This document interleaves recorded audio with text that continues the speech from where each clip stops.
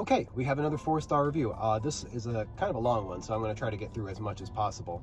As I am simultaneously finishing the last bit of this book, I just could not wait to start typing this review. Thank you to the author and to Book Sirens for providing me with an ARC in exchange for my honest and voluntary review. Phew, this book was quite the roller coaster ride.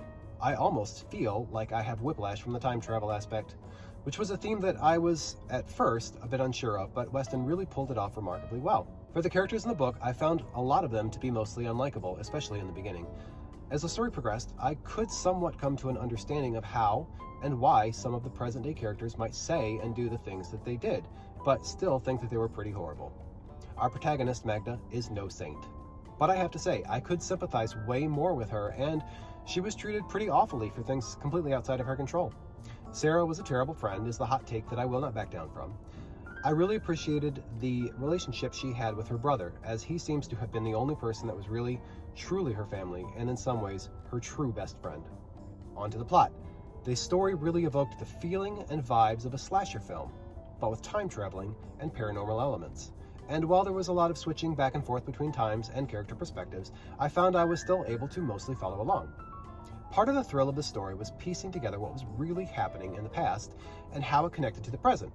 I'm satisfied with the conclusions that I came up with by the time I made it to the epilogue. However, I can also see other ways of interpreting it might be possible.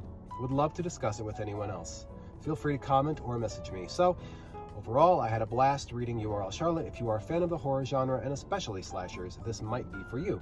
Okay, so let me just quickly respond to a couple things. Oh, yeah, the feeling and vibes of a slasher film. Exactly what I was going for. I was inspired by a lot of slasher films like Friday the 13th and Scream and stuff like that, because I really wanted to evoke that kind of a feeling, but in a book form, and taking it to a place that I've never really seen any other slasher movie take it to, which is this sort of mixed with a ghost story, but also time travel.